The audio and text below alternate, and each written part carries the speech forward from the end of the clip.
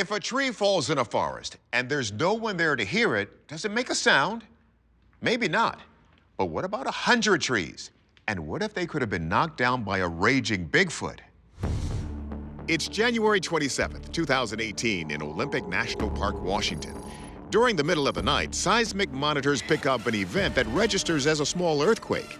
In the morning, park rangers head out to the location where the readings took place near Lake Quinault. And that's where they find this. Toppled and snapped trees litter the landscape, blocking the road and damaging utility lines. Field researcher Cliff Barrickman says park rangers witnessed about 100 trees torn apart over an area that extends nearly half a mile long. This example of one of the snapped trees is staggering. It is a very large tree. This trunk is probably 4 or 5 feet in diameter or more. Many of these splinters are literally the size of 2x4s. This tree fall quickly became a local mystery. What could have caused such awesome damage? Of course, weather is the most obvious explanation. Many believe that the circumstances here point to some sort of weather pattern.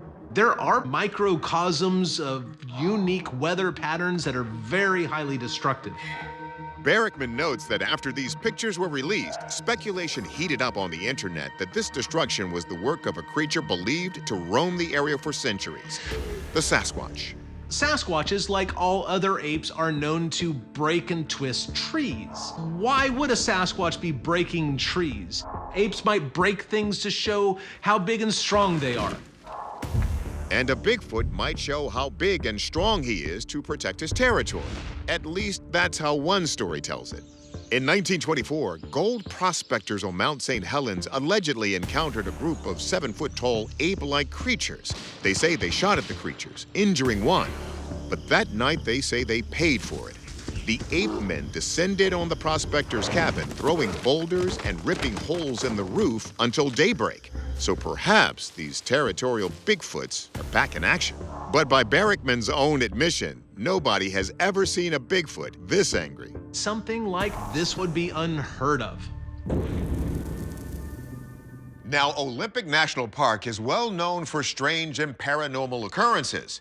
Some say the area is haunted by the Lady of the Lake, the spirit of a young woman whose oddly preserved body was found floating in the park's Lake Crescent 3 years after she disappeared. Is what we're seeing here something supernatural? Or is there a more earthly explanation? Let's see what our experts think.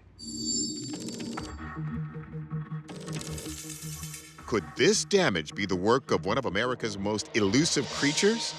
People are often drawn to the Bigfoot theory. And even though anthropology and anatomy professor Jeff Meldrum is convinced Bigfoot exists, he's just as convinced these photos are not proof of the creature's handiwork. I do not think these trees were knocked down by Bigfoot. You look at behavior of animals, they're very goal-oriented. They don't have a surplus of calories to expend on frivolous activities like pushing down trees, even if they were capable of doing that.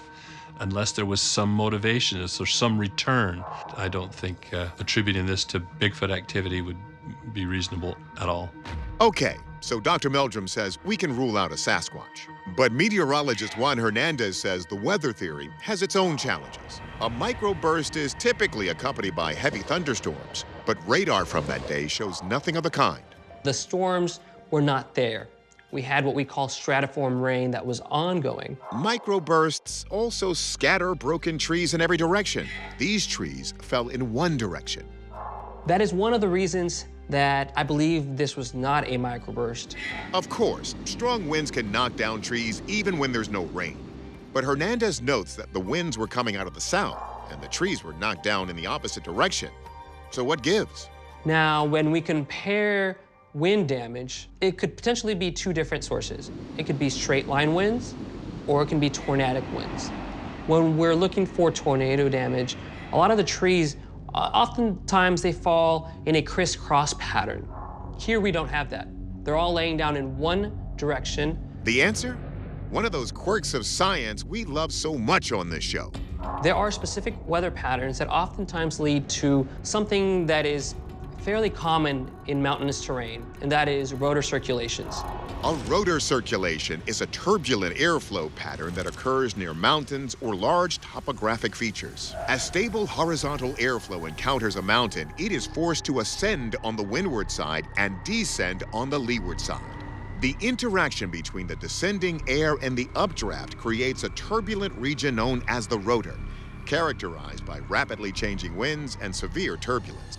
Hernandez says that's what knocked the trees down, and the force of those falling trees was ultimately so powerful, that's what registered on the park's seismic monitors. The conditions were right for the occurrence of a rotor circulation. We had a stable layer around the peak, meaning the wind would come up the mountain and quickly descend because of that stable layer on top.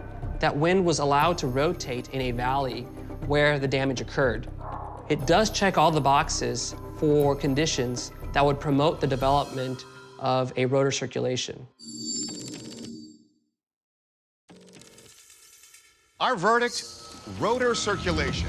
Hernandez's analysis has us convinced that we are looking at a weather event, but we're still on the hunt for that definitive evidence of Bigfoot, so send us anything you have. It's July 2016 in the Pisgah National Forest in western North Carolina. 2 astronomy-grade cameras have been installed by Appalachian State University astrophysicist Dr. Dan Caton to observe the Brown Mountain Ridge every night. And now they seem to have captured something inexplicable. Anomalous white lights blink on sporadically in the night sky high above the ridge and over the street lights down in the town. In the span of about 20 minutes, they appear at least 4 times. Dan says when he played back this footage, he was amazed.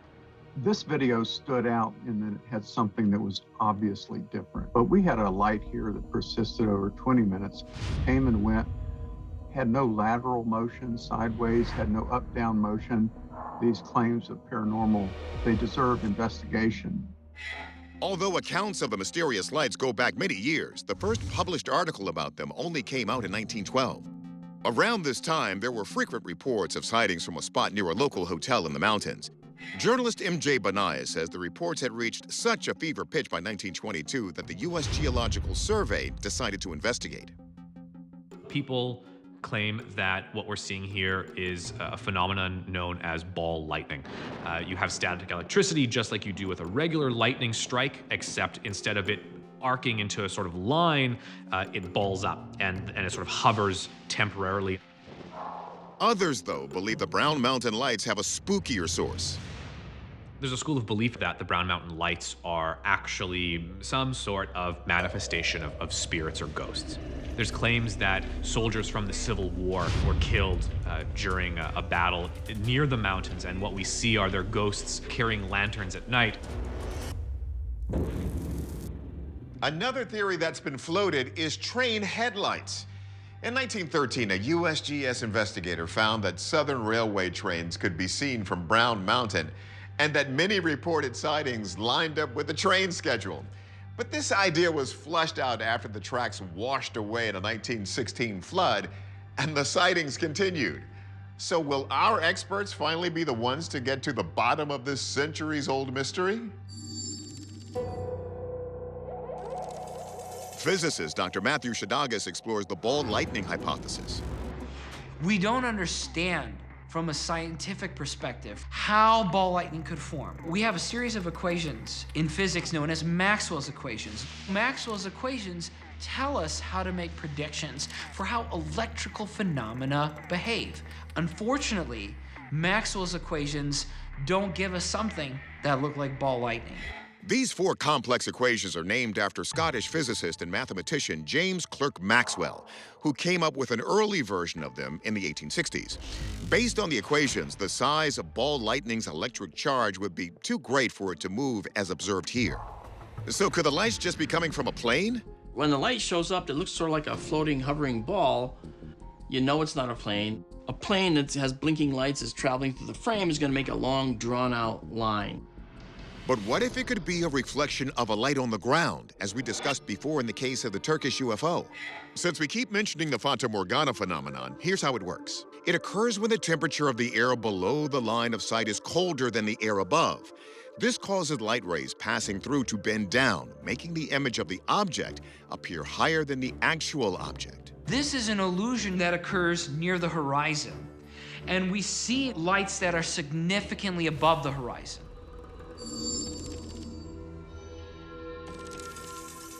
The high altitude of the lights doesn't seem to make much sense for the Fata Morgana theory, and the conditions need to be just right to create such an illusion.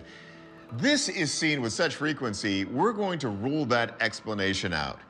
Therefore, our verdict is that the brown melted lights remain unexplained. Hopefully, with continuing research, we will someday crack the code.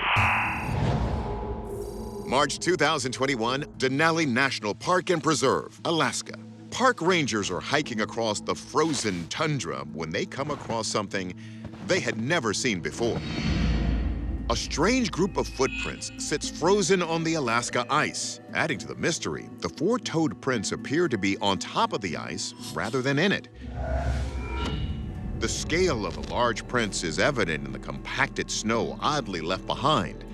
Many online sleuths believe these prints could be between 16 and 18 inches long, with the spaces between each footprint appearing to average around 3 feet. Field researcher Cliff Barrickman, who runs the North American Bigfoot Center, knows a thing or two about mysterious footprints.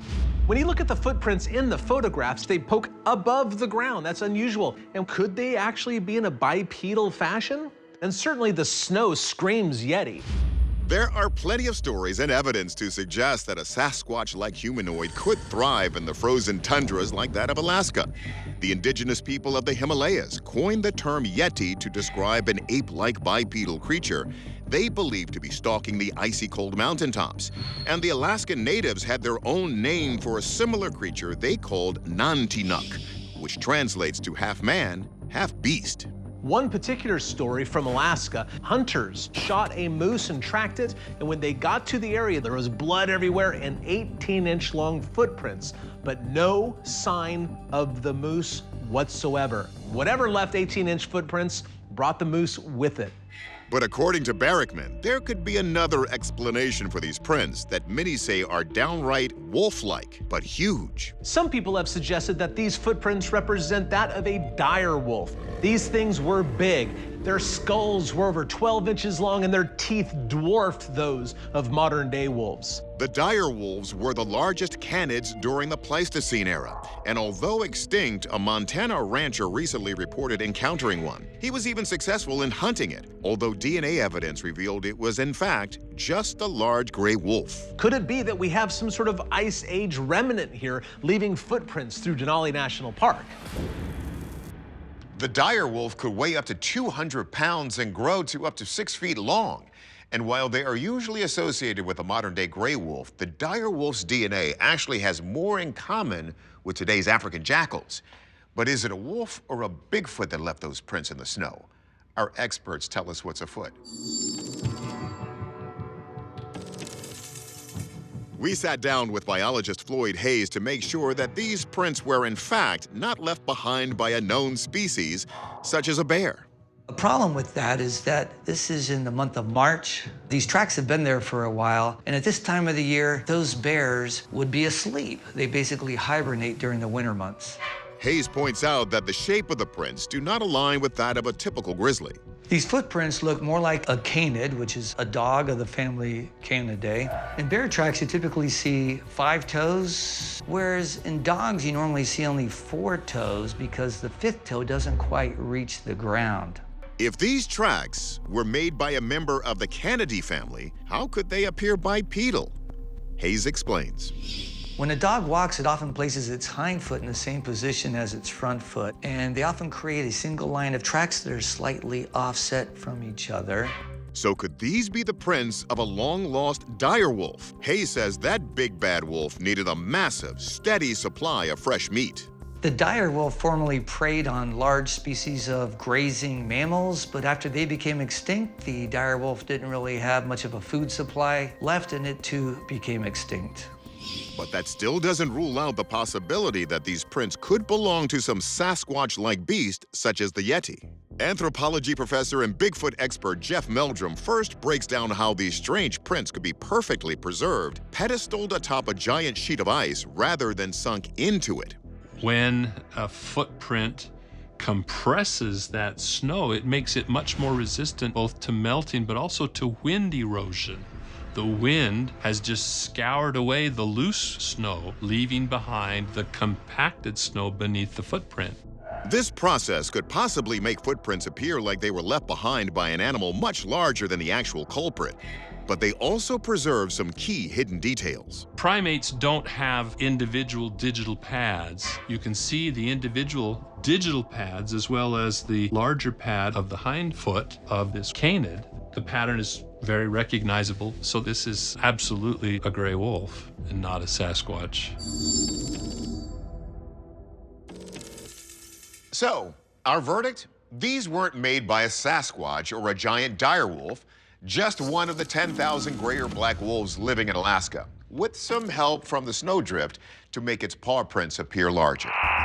In May 2021, Queensland-based Yowie researcher Dean Harrison and his team are testing out infrared cameras at Springbrook National Park. They picked this spot because they believe they've seen traces of Yowie activity among the brush.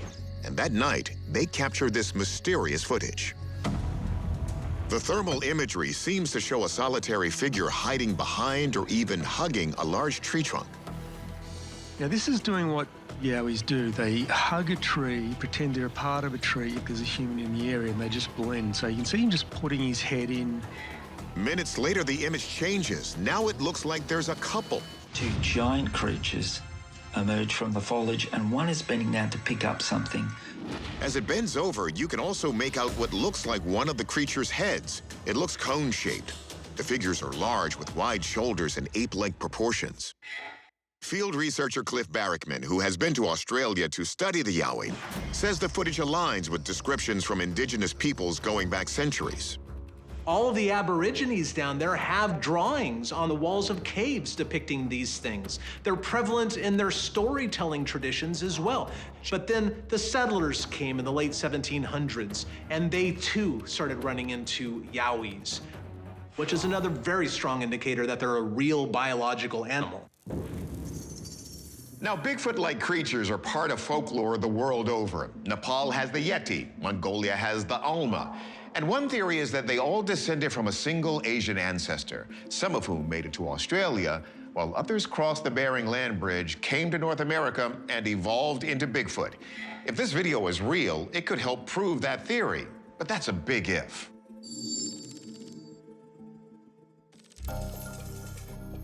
There's some sort of subject, creature, person, if you will. It's something that's emitting a heat signature. And as we go through different FLIR filter arrays, this object's movement is consistent. There is something happening in here that's moving around. Look at the footage with this filter. Now the head comes into better view. It appears to have a pronounced sagittal crest, a ridge of bone along the top of the cranium. It's similar to what's seen in the skulls of the early hominid Australopithecus, which some believe to be the common ancestor of Bigfoot, Yowie, and other similar creatures. But Primo is cautious. Although we have not found any evidence to support that the recording was fabricated, we have no idea what is being depicted here. Next, our zoologist Roxy Furman analyzes the anatomy of the figures. What we can see clearly at one point is that there are two animals pictured. It also looks like it's a bipedal animal, which means it walks on two legs. That might have you thinking primate, but here's a key fact. There are no known primates native to Australia. In fact, the only bipedal animals are the cassowary and the kangaroo, which look nothing like this. So how do we explain the heat signatures in those head shapes? Furman thinks she may have the answer. People wearing headlamps. That would explain why the head's a slightly strange shape. That would mean the people were either misidentified or they're participants in an elaborate hoax, maybe Australia's version of the Patterson-Gimlin film, if that was a hoax too. But anthropologist Kathy Strain says that in this case, size does matter. The research team went back to the spot in daylight and measured the tree, matching the thermal footage as best they could to get a sense of the size of the figures in the infrared video. Whatever it is more than 8 feet tall. The possibility of them being human is highly unlikely. I came to the conclusion that what this video shows are two real Yowie. I think it is one of the most significant films taken in at least 50 years.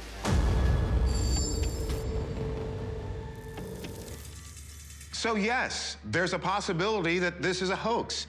But based on Professor Strain's estimate of the creature's height, we're going to say these are possible Yowies.